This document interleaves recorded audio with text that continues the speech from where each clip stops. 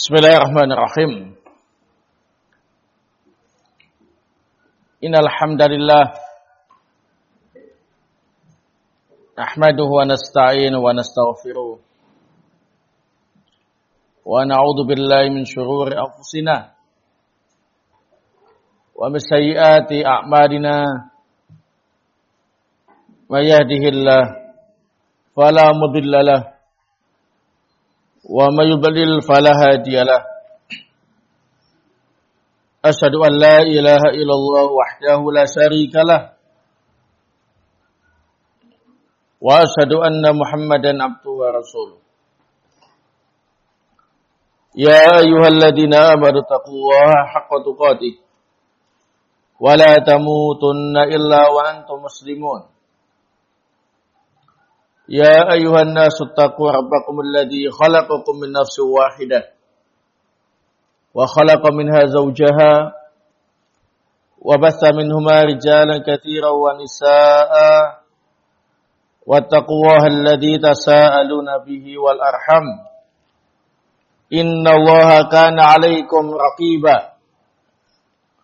Ya ayyuhalladzina amanu taqullaha wa qulu qawlan sadida yuslih lakum a'malakum wa yaghfir lakum dhunubakum wa may yuti'illaha wa rasulahu faqad faza fawzan 'azima. Amma ba'd, fa inna asdaqal hadits kitabullah ta'ala wa khairal hadi hadi Muhammad sallallahu alaihi wa ala alihi wa sallam wa syarrul umur muhdatsatuha wa kullu muhdatsatin bid'ah wa kullu bid'atin dhalalah wa kullu dhalalatin finnar. Ikhwana fillah a'azakumullah. Sudah beberapa hadis yang telah kita pelajari berkaitan dengan al-iqtisad fi ta'ah, sederhana dalam mentaati Allah Subhanahu wa taala, dalam arti tidak berlebihan sampai melampaui batas yang ditetapkan dalam Islam, dan juga tidak bermalas-malasan sampai meninggalkan kewajiban-kewajiban yang Allah perintahkan. Pada kesempatan malam hari ini, barakallahu fikum, akan kita lanjutkan hadis-hadis berikutnya yang disampaikan oleh Al-Imam An-Nawawi rahimahullah ta'ala untuk memperkuat al-iqtisad fi ta'ah, untuk menjelaskan prinsip al-iqtisad fi ta'ah.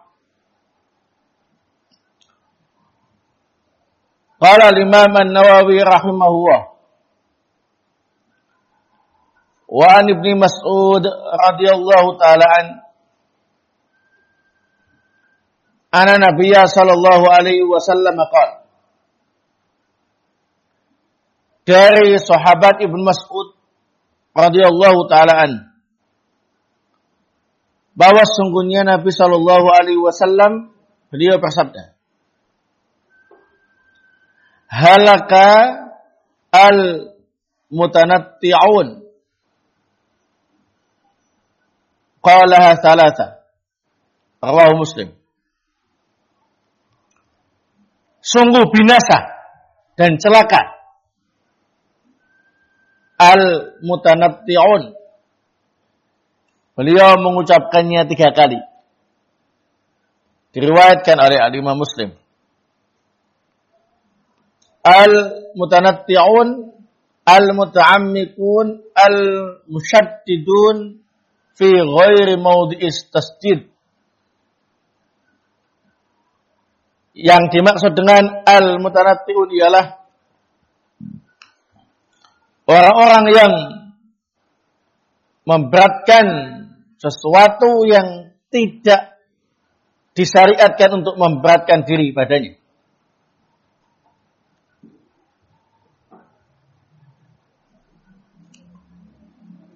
Naam. Ikhwana fillah a'azakumullah. Jadi istilah al-mutanatti'un ini berlaku baik yang terkait dengan ucapan maupun perbuatan. Ucapan-ucapan yang tidak perlu kita berdalam-dalam padanya dan tidak perlu untuk bersikap keras padanya, namun kita ucapkan dengan berdalam-dalam atau menyampaikan dengan keras, itu termasuk al-mutanatti'un fil aqwal.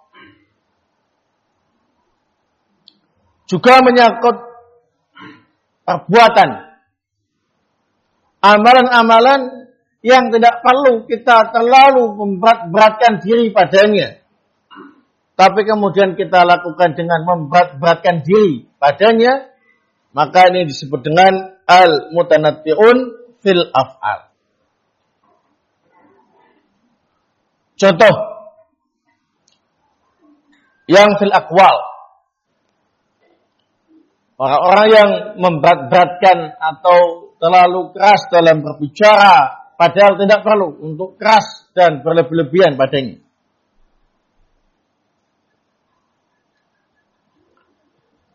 Nah,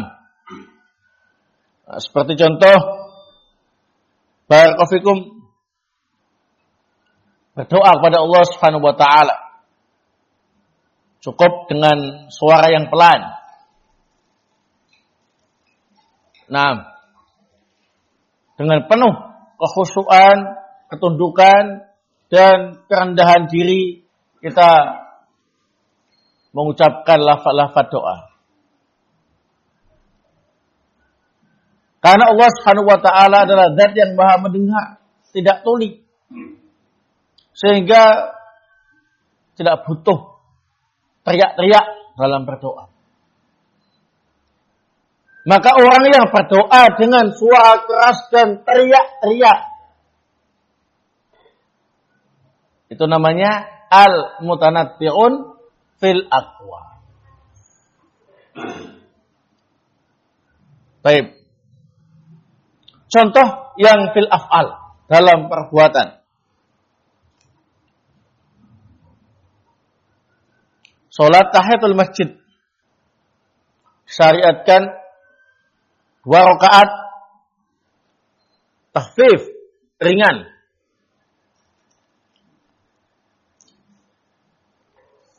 Ternyata dia melakukan sholat tahiyatul masjid 1 rakaatnya 1 jam. 2 rakaat 2 jam. Namanya apa ini? Al-mutanatti'un fil af'al. Walaupun niatnya baik, tapi caranya tidak sesuai dengan yang ditentukan oleh syariat, itu menjadi tercela.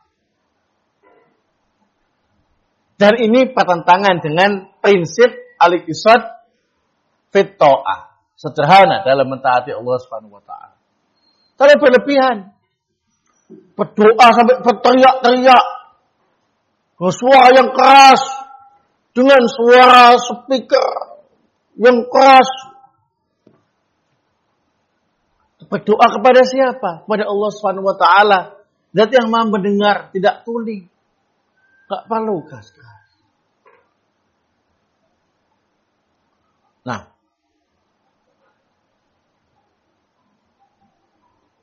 sebagaimana sholat tahiyatul masjid dilakukan dengan ringan 2 rakaat, kita nggak usah kemudian memberatkan diri sampai 1 rakaat 1 jam, 2 rakaat 2 jam untuk tahiyatul masjid.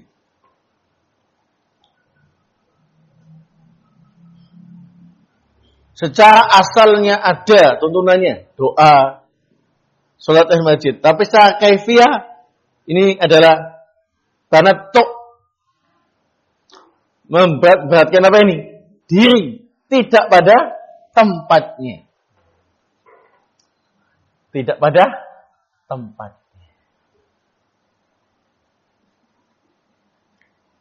Nah, kemudian dalam hadis ini kita juga bisa mengetahui faedah yang lain, bahwa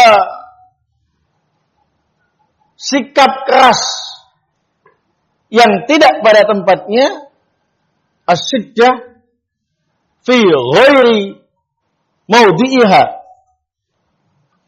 sikap keras yang tidak pada tempatnya, la ta'ti bi khair, tidak mendatangkan apa ini? Kebaikan.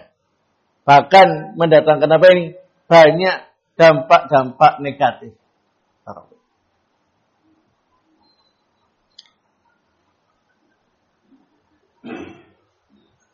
Jadi sikap keras yang tidak pada tempatnya itu tidak mendatangkan kebaikan, bahkan bisa berdampak negatif pada banyak perkara. Itulah sebabnya Nabi SAW beliau sampai 3 kali mengucapkan halakal mutanatti'un, halakal mutanatti'un, halakal mutanatti'un. Celaka, binasalah al-mutanatti'un, orang-orang yang memberatkan tidak pada tempatnya, baik dalam ucapannya maupun apa ini? Perbuatannya, karena bertentangan dengan sikap al-iqtisad fit ta'ah. Wallahu ta'ala. Kemudian dalam hadis ini juga kita mendapat faedah yang lain. Disyariatkan untuk mengulangi ucapan yang penting agar diperhatikan. Sebagaimana Nabi SAW mengulangi pernyataan beliau ini sampai 3 kali. Halakal mutanatti'un, halakal mutanatti'un, halakal mutanatti'un. 3 kali. Sehingga kalau kita menyampaikan sesuatu yang kita anggap itu penting dan kita anggap harus ditekankan, maka disyariatkan untuk apa ini?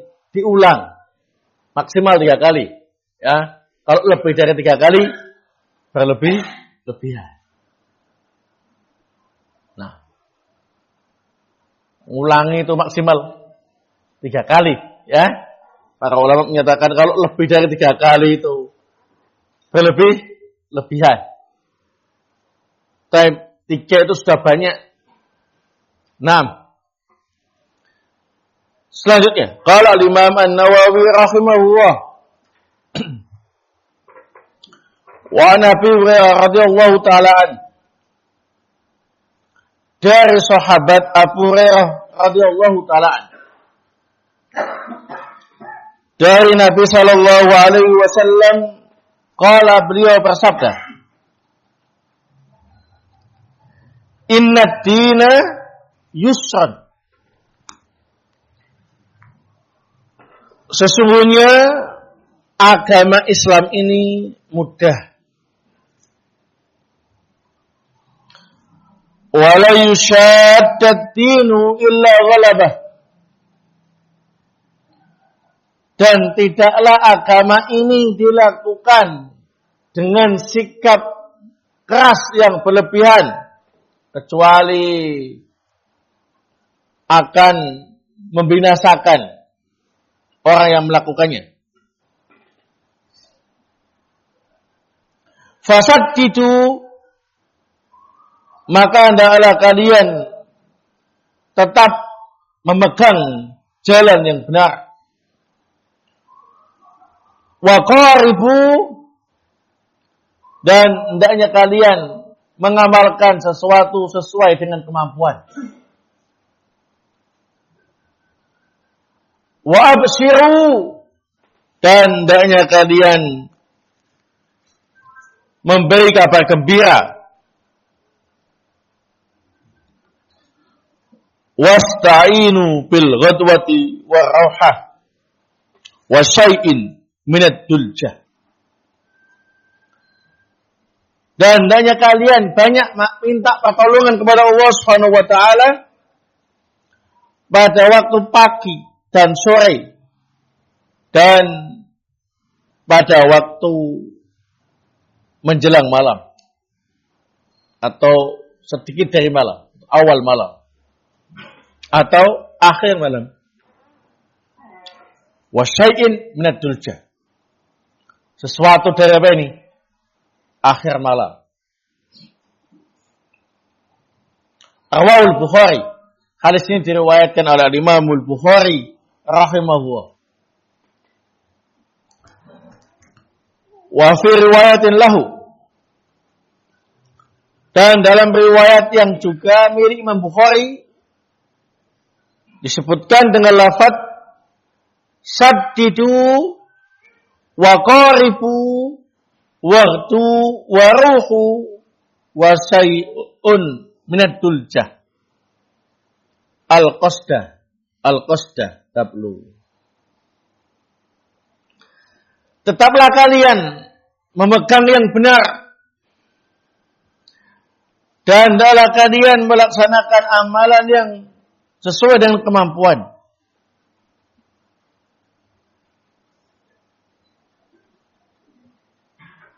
Dan hendaknya kalian banyak berdoa di waktu pagi dan berdoa di waktu sore dan sedikit di akhir malam.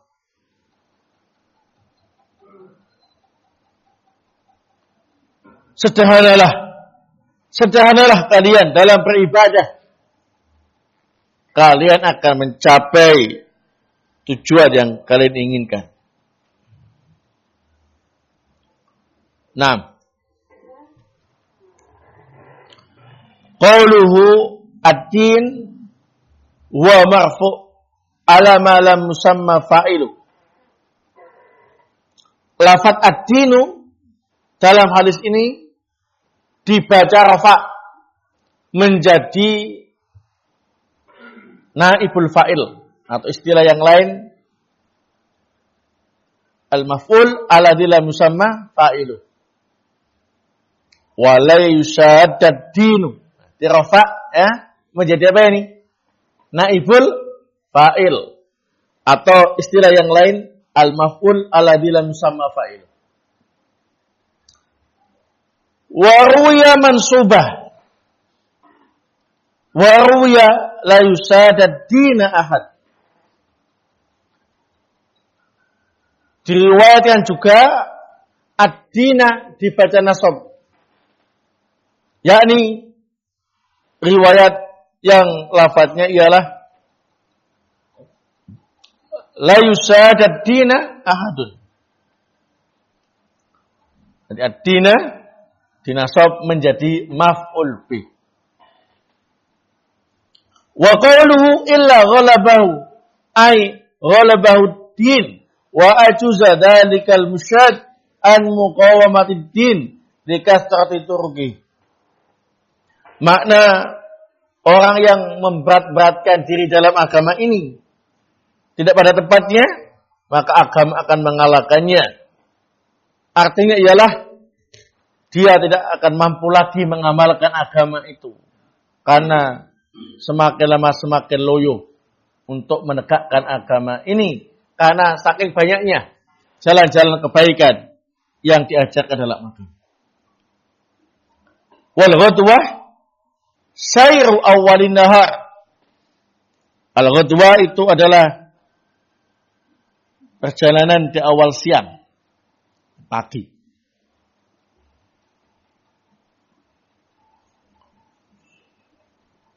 Wa rauhah akhirun nahar. Rauhah ialah akhir siang, yakni sore hari. Wa duljah akhirul lail. Ad-dulja itu ialah akhir malam. Wa hadza isti'aratun wa tamthil.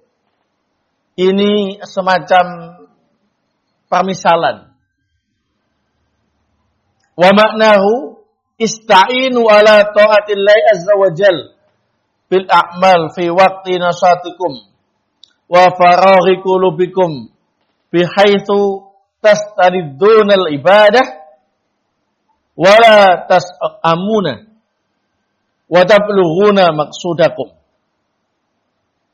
Maknanya ialah hendaknya kalian minta tolong untuk mentaati Allah Subhanahu wa taala dengan cara beramal di waktu-waktu kalian semangat dan waktu hati kalian kosong, konsentrasi, sehingga kalian bisa merasakan lezatnya ibadah dan tidak mudah jenuh atau bosan, sehingga tujuan kalian tercapai.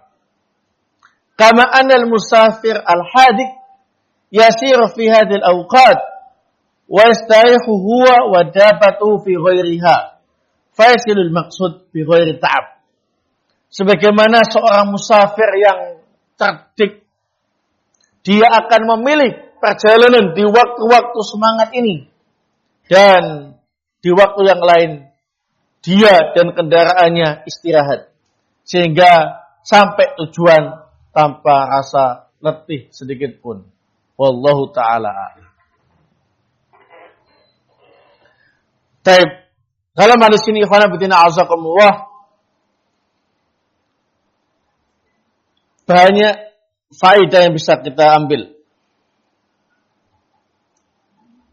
Yang pertama ialah innad dina yusrun. Sesungguhnya agama Islam itu mudah. Walhamdulillah. Mudah di sini artinya mudah diamalkan, tidak memberatkan pemeluknya. Kalaupun karena kondisi tertentu berat melakukannya, ada keringanan dalam Islam. Nah, seperti kalau sholat disyariatkan sambil berdiri, itu mudah dilakukan oleh seluruh kaum muslimin yang dalam kondisi apa ini? Sehat dan normal. Tapi dalam keadaan tertentu, kalau dia sakit misalkan, maka ada keringanan dalam agama Islam. Boleh sholat sambil apa ini? Duduk. Bahkan kalau dia tidak kuat sambil duduk, bisa sholat sambil apa ini? Berbaring. Bahkan kalau dia tidak bisa bergerak sama sekali dalam sholat, dia pun boleh sholat sambil apa ini? Isyarah.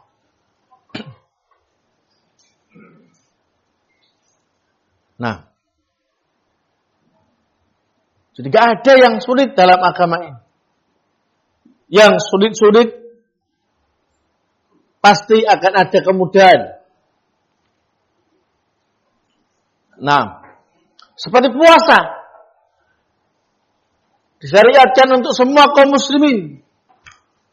Mulai terbitnya fajar shadiq sampai terbenamnya apa ini? Matahari. Itu bagi yang masih normal, yang masih sehat, mudah.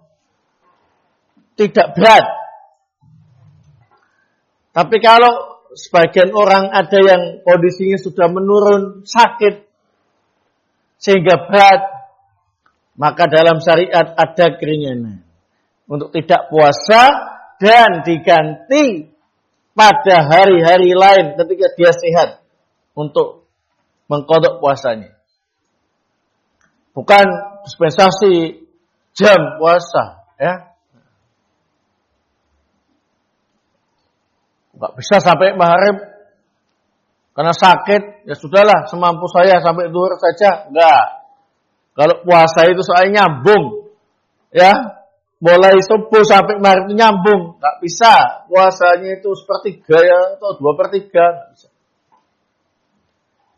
Keringanannya ialah diganti pada waktu-waktu lain ketika dia sehat. Bahkan kalau bapak-bapak atau ibu-ibu yang sudah tua, sudah nggak kuat untuk puasa, sekalipun diganti pada hari-hari yang lain, kalau tambah hari-hari yang lain, tambah tua, tambah nggak kuat. Ada kemudahan dalam Islam, ya, cukup dia mengganti dengan apa ini? Membayar fidyah. Nah, kalau dia nggak mampu membayar fidyah karena dia adalah orang yang paling miskin di tempatnya, ya sudah. La yukallifu nafsan illa wus'aha. Nah. Kalau datang ke Baitul Mal, kok ternyata dikasih sembako untuk bayar fidyah, kok ternyata disuruh memberikan kepada orang yang termiskin di tempatnya, dan ternyata yang termiskin ialah dia pun boleh untuk apa ini? Menerimanya. Ya. Dan gak puasa, gak bayar fidyah, malah apa ini? Dapat fidyah. Udah, ringan, mudah. Seperti itu. Yang mana lagi? Ibadah haji. Walhamdulillah. Kewajibannya cuma sekali seumur hidup. Itu pun bagi yang punya biaya ke sana. Kalau nggak punya biaya, ya sudah nggak wajib. Walhamdulillah. Mudah. Nah, kalau semuanya wajib ke sana, apapun keadaannya, ya sudah banyak yang menjadi apa ini? Korban apa ini? Hutang. Kaya atau miskin, wajib haji tiap tahun. Wah, sudah. Tiap tahun 100 juta. Kali berapa tahun dalam hidupnya. Mati dalam keadaan apa ini? Meninggalkan banyak utang. Namanya berat. Islam tidak demikian. Haji cuma sekali dalam seumur hidup. Itu pun untuk yang kaya saja. Zakat juga demikian. Untuk yang kaya saja. Yang enggak kaya malah menerima zakat. Walhamdulillah juga. Tidak semua harta ada zakatnya. Hanya harta apa ini? Tertentu saja. Jadi enggak ada istilah berat dalam Islam. Inna dina yusran. Coba tunjukkan.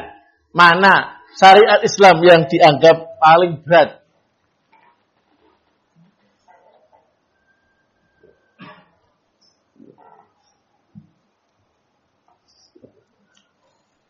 Apa? Jihad fisabilillah. Perang. Paling berat ya? Paling berat ya? Paling berat. Tapi ternyata mudah. Yang tua-tua, anak-anak, wanita, gak boleh ikut. Ya. Yang muda-muda, yang sakit-sakit, cacat, gak usah ikut.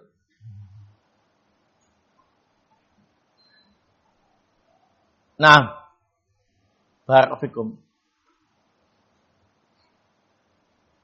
Kemudian jihad fisabilillah itu tidak tiap hari, tidak tiap bulan, tidak tiap tahun. Itu kalau lagi ada apa ini? Syariat jihad saja. Ketika orang-orang kafir menyerang negara kaum muslimin, maka saat itu kaum muslimin baru angkat senjata untuk apa ini? Mengusir penjajah. Bersama apa ini? Pemerintahnya yang muslim. Nah. Dan dalam jihad fisabilillah itu kalau betina ausakumullah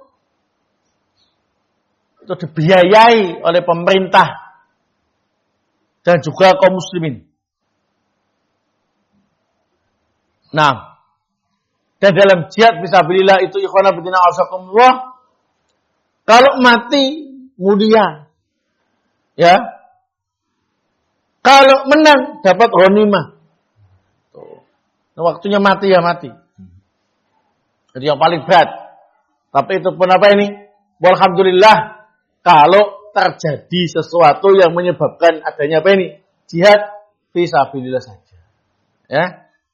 Tempat kita sampai sekarang nggak ada seruan jihad fisabilillah, nggak ada yang menyebabkan syariat jihad fisabilillah. Ya sudah, ibadah yang lain. Ya. Nah, nggak ada yang berat. Bahkan dalam hadis ini disebutkan wala yusaddad dinu illa ghalabah. Barang siapa yang memberat-beratkan dirinya dalam melaksanakan agama ini tidak pada tempatnya, maka dia tidak akan mampu mengamalkan agama ini. Misalkan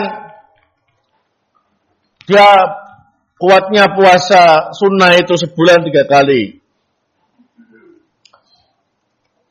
Tapi dia memberat-beratkan diri puasa tiap hari. Paling-paling kuat cuma sebulan. Habis itu kapok.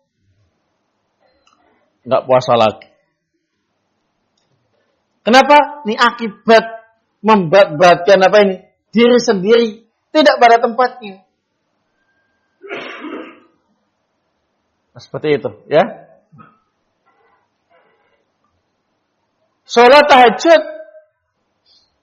Sebetulnya kemampuannya dia itu 2 rakaat sama 1 rakaat witir.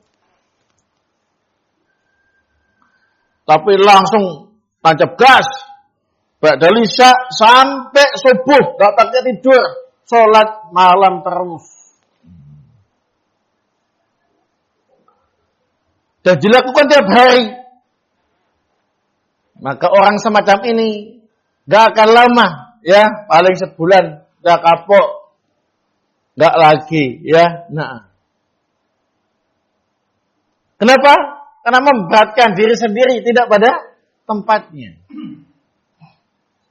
Wala yusaddad din illa ghalabah.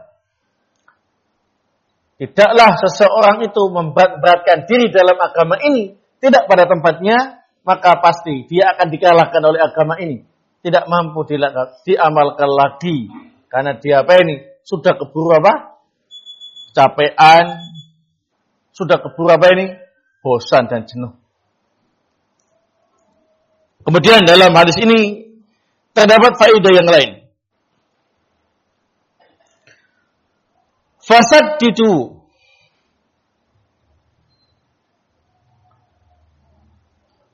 ay iltazimus saddad. Disyariatkan bagi kita semua untuk tetap mempertahankan dan memegang yang benar dalam keadaan apapun. Ucapannya yang benar, perbuatannya yang benar, sikapnya yang benar dalam keadaan apapun. Ucapan yang benar itu qaulan sadida, ucapan yang benar. Tak boleh bohong dalam keadaan apapun. Amalannya yang benar, jangan menyimpang dalam keadaan apapun. Sikapnya yang lurus, jangan belok-belok dalam keadaan apapun. Maka siapa saja, ikhwan fillah azakumullah, yang berusaha untuk istiqamah di atas al-haq, di atas kebenaran, maka Allah Subhanahu wa taala akan mengangkat derajatnya di dunia wal akhirah. Jadi wasaddidu itu istilah lainnya ialah apa ini? Hendaknya kalian tetap istiqomah di atas jalan yang benar. Iltazimu as-saddad, tetaplah memegang yang benar dalam situasi dan keadaan apapun. Ini berat. Ini yang berat, ya. Orang suruh taat terus, ya. Nah, suruh semangat terus Berat. Berat apa enggak? Berat. Siapa yang bilang mudah? Enggak, ini kan. Itu berat itu. Karena manusia itu tabiatnya itu mudah jenuh. Ya. Kadang semangat, sering malas. Semangatnya kadang-kadang seringnya malas. Ya. Kadang lurus, seringnya bengkok. Ya. Nah, manusia. Tapi walhamdulillah, agama Islam itu mudah. Ketika orang itu sudah mulai tidak istiqomah di atas yang benar, ada syariat apa ini? Taubat. Ada syariat istighfar. Semulai nyimpang gitu, langsung bertobat, langsung istighfar, balik lagi ke jalan yang lurus, ya. Nah, at-taibu minadz-dzanbi kaman la dzanba lahu. Orang yang bertobat dari dosa itu seperti orang yang tidak berbuat dosa. Walhamdulillah, gampang kan? Jadi untuk tetap istiqomah di atas jalan yang lurus sangat memungkinkan. Nah, jatuh bangun itu mesti ketika jatuh ada tobat, ada apa ini? Istighfar. Sehingga tobat dan istighfar itu termasuk kemudahan yang diberikan oleh Allah Subhanahu wa taala kepada kita semuanya. Sehingga perintah untuk tetap istiqomah di atas jalan yang benar, fasaddidu, mungkin untuk diamalkan. Kemudian faedah berikutnya, waqaribu. Makna waqaribu ialah idza lam tastati'u al-ahda bil a'mal fa'malu ma yuqaribu minhu. Jika kalian tidak mampu melakukan ibadah dengan cara yang paling sempurna, maka berusahalah untuk melaksanakan yang mendekati sempurna.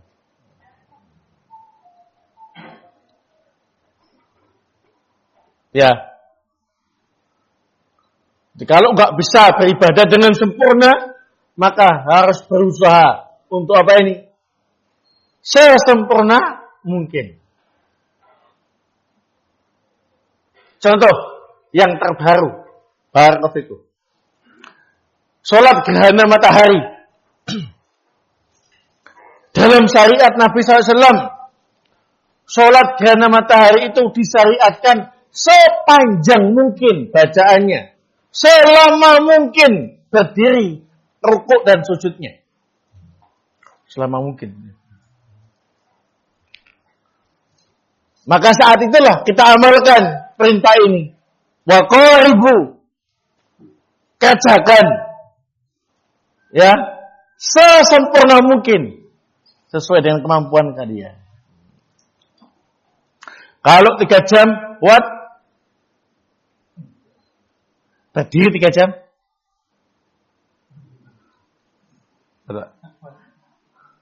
Berdiri 3 jam. Saya nggak usah tanya jamaahnya, tanya imamnya juga.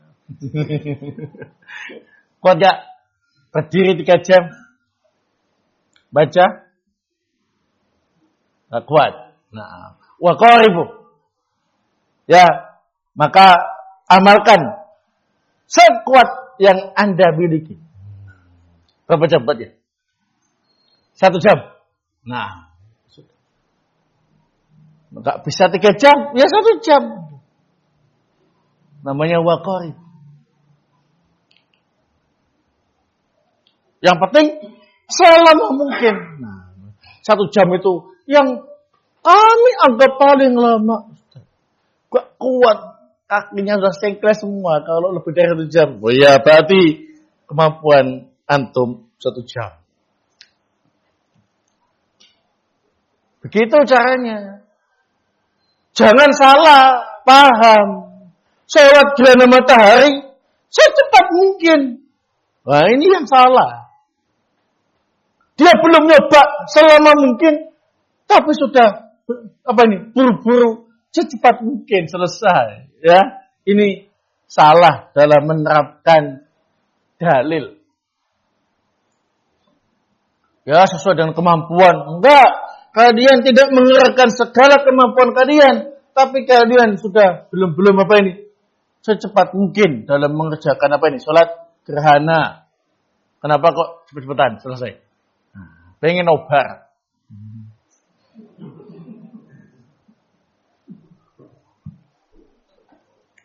Kalau lama-lama sholat gerhananya, enggak kebagian jatah lihat proses gerhana matahari. Bahkan waliyadzubillah, kejadian kemarin itu banyak yang sholat gerhana dalam keadaan gerhananya belum mulai. Ternyata sengaja, ya, supaya bisa nobar. Padahal syariat sholat gerhana itu kalau gerhananya terlihat dan sudah mulai gerhana baru boleh. Kalau belum, berarti belum masuk waktunya, sholatnya nggak sah. Itu bukan waqaribu namanya, tapi tapi cepet-cepetan. Ya. Jadi semakin lama dalam sholat gerhana, semakin sempurna. Dan kalau nggak bisa terlalu lama, ya selama yang kita mampu. Nah, kan gitu. Nah, katanya 1 jam, ya, barakallahu. Kemarin saya nyoba, gerhana di pondok itu, ya, 1,5 jam itu. 1,5 jam itu belum khutbah. Ya, saya jujur-jujuran saja, 1,5 jam ya. Doyong-doyong. Nah, barakallahu, selesai sholat ternyata kakinya udah keras. Ya. Nah. Banyak yang berguguran. Bukan mati. Bukan mati. Berguguran itu artinya apa ini? Nggak tahu. Batal atau membatalkan diri. Nah. Jadi saya asalnya softnya ada di tengah. Bisa masuk terus maju. Kenapa? Yang depan mundur. Masuk. Ya. Itu 1,5 jam. Pada zaman Nabi sallallahu alaihi wasallam itu sampai sandaran tongkat. Saking panjang.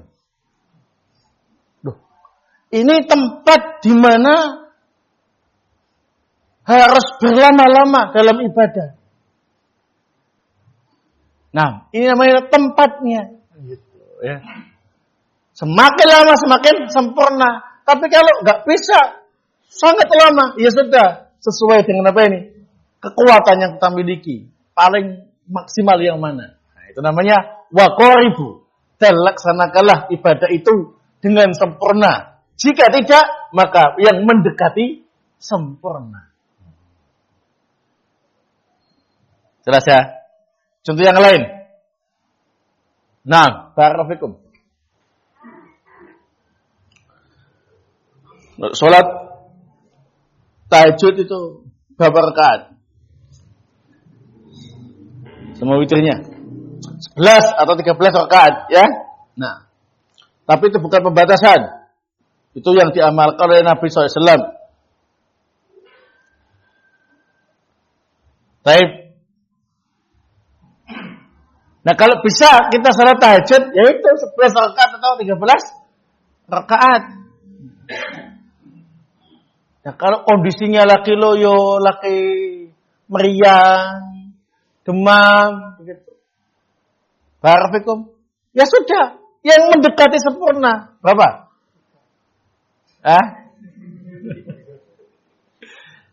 Bapak di bawah 11. 9. Nah, barakallahu. Ya.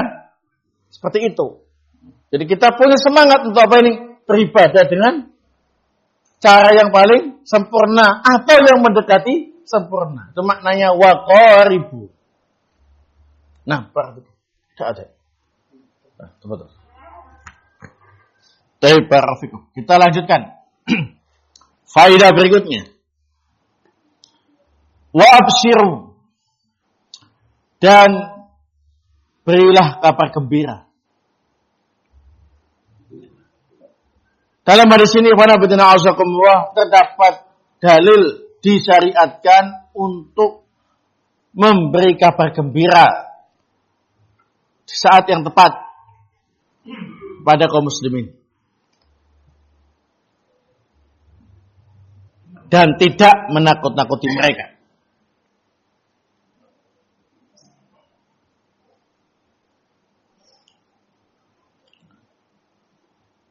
Baik. Jadi prinsip Islam itu ialah menyebarkan kabar gembira dan tidak menyebarkan sesuatu yang membuat takut masyarakat.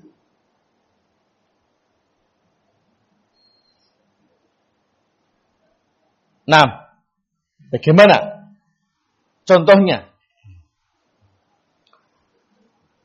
Kalau ada pembagian sembako cuma-cuma, ya, kabar gembira banget. Nah, sebarluaskan.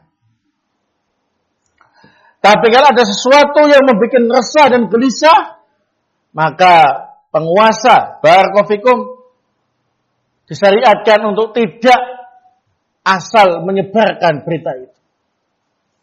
Dirahasiakan, dikaji, layak disebarluaskan apa tidak. Jika tidak demikian, maka situasinya tidak akan stabil. Itu prinsip dalam Islam. Jadi kalau perkara yang menyenangkan, menggembirakan, itu disyariatkan untuk apa ini? Disebar, luaskan.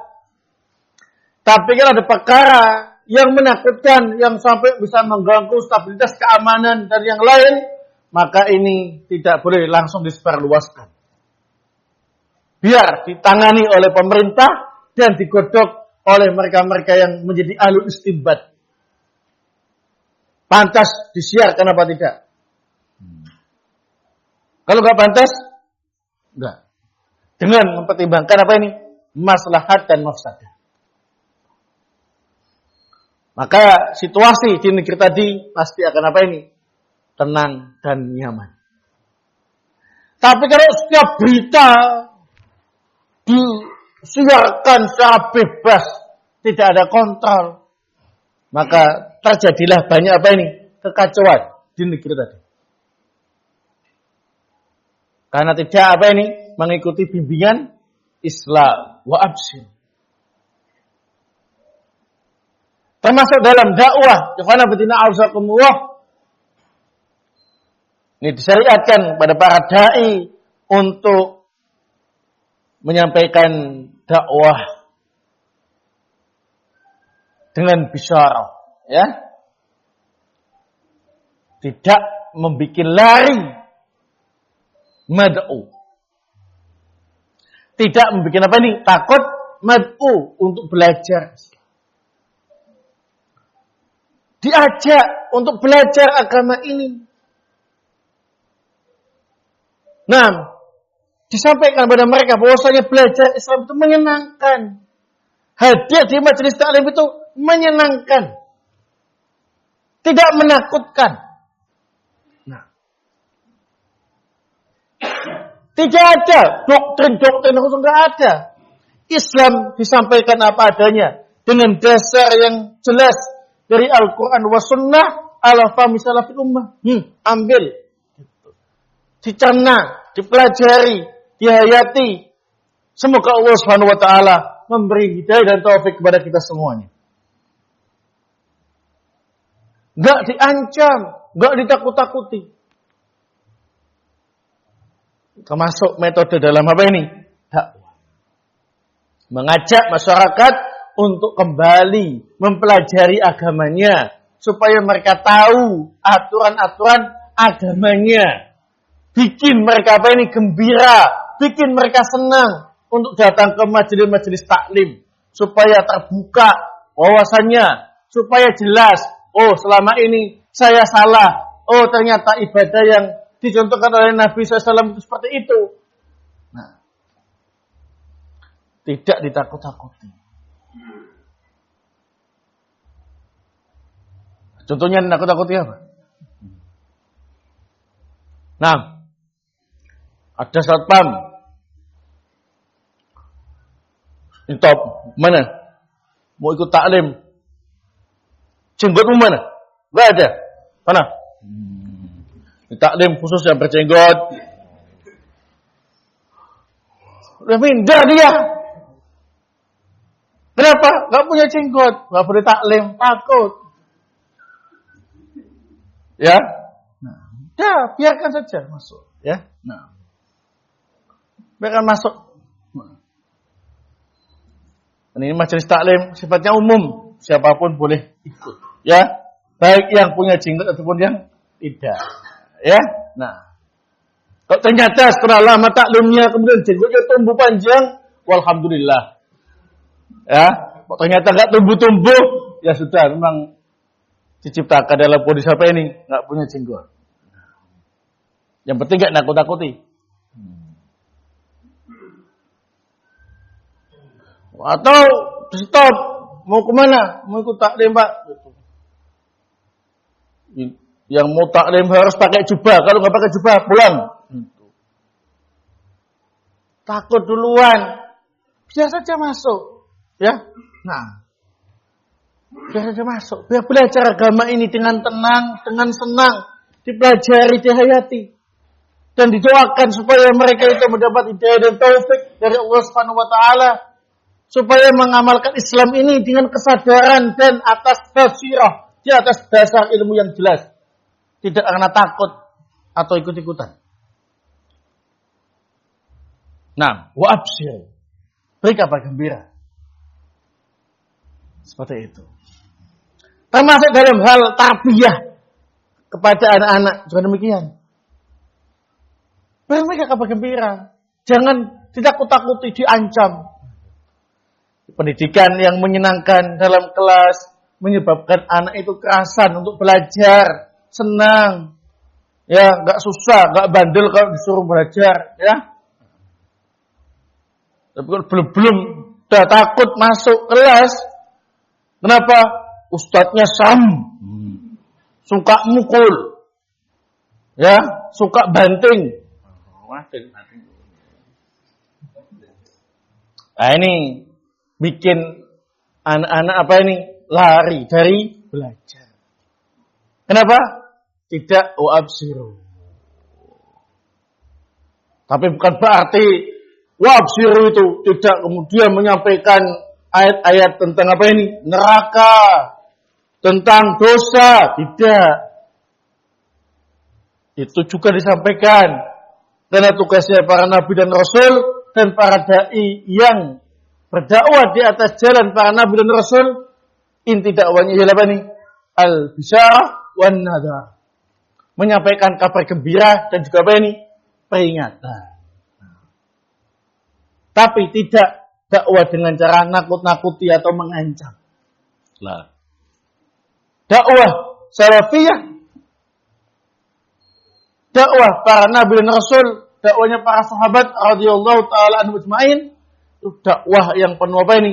Barokah, yang mudah, yang membuat umat itu apa ini? Senang, tidak diancam dengan sesuatu yang menakutkan. Tidak ada, enggak bawa pistol, enggak bawa cambuk, enggak bawa pedang. Silakan. Begitu. Itu ya. Baik. Mau diterima silakan, mau ditolak ya resiko Anda. Ya kan? Nah, Bapak ngacang-ngacang ya. Awas. Kalau kamu enggak ngamalkan ya, nanti awas ya. Enggak pakai seperti itu ya. Nah, wa absyir. Coba bandingkan dengan dakwah-dakwah yang lain yang batil. Diancam, didoktrin, ya. Nah, istilahnya itu apa? Dicuci otaknya. Nah, dibikin ekstrim, dibikin apa ini? Keras. Tapi kebetulan mereka seperti itu kok ternyata pakai jubah, juga jenggotan, akhirnya yang nggak gitu-gituan kena juga. Kenapa? Seragamnya sama. Itu ujian. Itu ujian, ya. Nah, sekarang ini jangan sampai kita terpengaruh dengan seragam. Seragam bisa sama, tapi keyakinan, prinsip, ideologi berbeda. Ya. Nah, sudah harus cerdas dalam nilai. Kalau patokannya ialah karena seragamnya sama, berarti pemikirannya masih primitif. Nah, masih apa ini? Primitif. Tahu nggak para koruptor? Hah? Nah, nggak ada yang berjubah. Apakah kemudian yang tidak berjubah mau dikatakan koruptor? Kalau sampai dikatakan kamu nggak pakai jubah, koruptor, berarti yang ngomong kayak gitu primitif. Ya, yang membedakan ialah apa ini? Amalannya, keyakinannya, ideologinya. Jangan terpengaruh dengan apa ini? Seragam. Kalau sampai patokannya ialah karena seragamnya sama, itu berarti pemikirannya masih primitif. Mohon maaf. Nah, kalau nggak mau dikatakan primitif ya masih bodoh begitu. Kalau nggak mau dibilang masih bodoh ya kurang pintar mas. Ya, nah, ya kurang cerdas. Mudah ditipu dengan apa ini? Seragam. Sama ketika ada polisi-polisi gadungan, seragam polisi pakai pistol mainan, jambret. Nah, apakah kemudian bapak polisi yang resmi bilang itu polisi? Enggak, ya kan? Nah, seragamnya saja yang sama. Itu polisi gadungan. Kenapa? Ya disiplinnya tidak seperti disiplin apa ini? Polisi. Jadi jangan terpengaruh dengan apa ini? Kesamaan seragam. Harus lebih pintar dikit dalam membaca situasi, dalam meneliti dan mencerna. Oh iya, ternyata yang ini memberontak pemerintah, yang ini harus taat kepada pemerintah. Satunya pakai jubah, ini juga pakai jubah. Tapi kok lain? Berarti memang lain. Ini bukan itu bukan ini. Yang itu pemberontak, yang ini adalah yang setia dengan pemerintah yang sah. Jangan kemudian dianggap pemberontak semua. Kenapa? Seragamnya sama. Itu berarti masih bodoh. Barakallahu. Ya, baik. Wasta'inu bil ghadwati wa rauhati wa syai'in nadulja. Dalam hadis ini ikhwan fillah asakumullah terdapat faedah tentang waktu-waktu mustajab dalam berdoa. Nah, yang pertama ialah di awal siang, di pagi hari.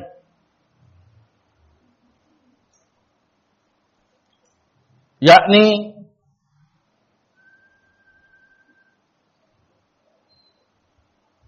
time pagi hari. Kemudian di akhir siang, yakni sore hari, khususnya hari Jumat. Hari Jumat itu akhir harinya, itu menjelang maghrib, itu waktu mustajab dalam berdoa. Yang ketiga, di akhir malam, mendekati subuh.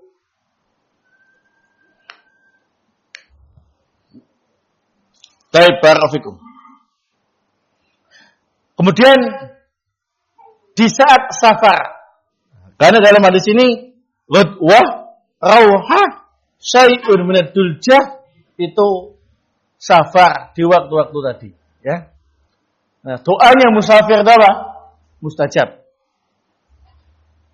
Kemudian dalam hadis ini ada faidah disyariatkan untuk safar pada waktu-waktu tersebut. Kalau mau safar jarak jauh, pilih 3 waktu ini. Pagi hari, ya, habis sholat subuh. Nah. Atau sore hari. Ya. Nah. Atau akhir malam. Waktu sahur, ya. Ini waktu-waktu semangat dalam melakukan safar dan mengemudi kendaraan. Adem, ya. Sehingga cepat sampai tujuan dalam kondisi tidak capek. Coba bandingkan, kalau mulai start safarnya siang-siang, ya, macet lagi, masuk. Mobilnya gak ada AC-nya lagi, ya, dibuka, kena polusi pabrik, ditutup, pengap. Nah, namanya Pajero. Panas, Jobo Jero. Ya, nah, itu mudah apa ini? Mudah capek. Ya sampai, insya Allah sampai. Tapi apa ini? Sampai tujuan dalam kondisi capek, lelah. Nah, kalau jalan tengah malam, bukan akhir malam, itu saat-saat orang teler. Waktunya ngantuk-ngantuknya itu. Ya, ini ukuran kenormalan ya. Kalau ada yang mampu berarti itu memang di luar kewajaran. Ya. Nah. Supir tengah malam udah start, sampai duluan. Di jarak jauh ya. Barakallahu. Jadi pilih semacam itu. Ya.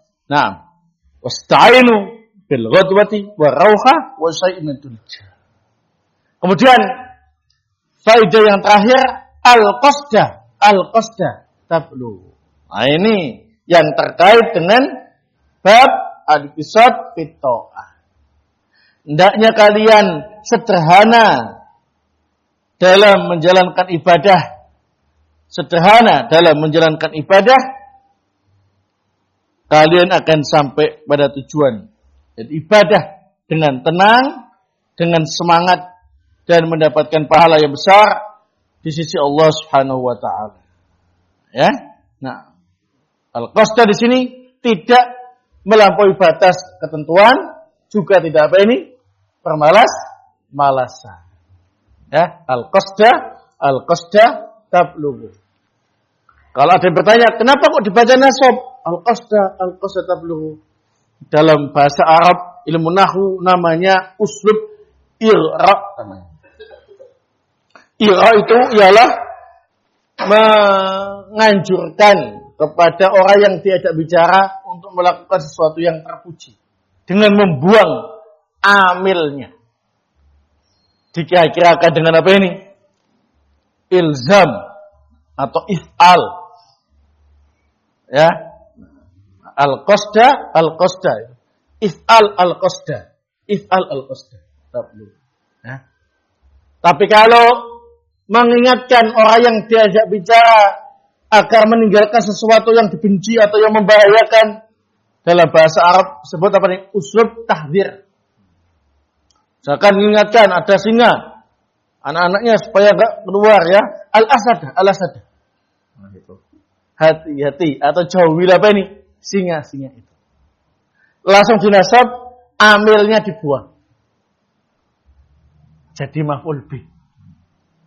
Baik, sebetulnya masih banyak faedah-faedah yang lain yang bisa kita ambil dari hadis ini. Namun apa yang saya sampaikan sudah cukup, dan semoga Allah Subhanahu wa taala memberi kita kemudahan, kekuatan untuk bisa mengamalkan agama Islam ini dengan keikhlasan, kemudian sesuai dengan sunnah dan bimbingan Rasulullah SAW, dan semoga Allah Subhanahu wa taala memberi kita keistiqomahan di atas jalan yang benar. Amin ya rabbal alamin. Semoga bermanfaat. Subhanakallahumma wa bihamdik asyhadu an la ilaha illa anta astaghfiruka wa atubu